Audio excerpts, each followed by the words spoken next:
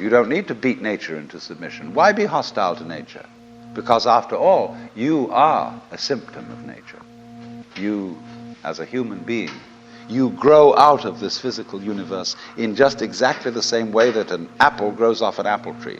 So let's say the tree which grows apples is a tree which apples, using apple as a verb. And a world in which human beings arrive is a world that peoples. And so the existence of people is symptomatic of the kind of universe we live in.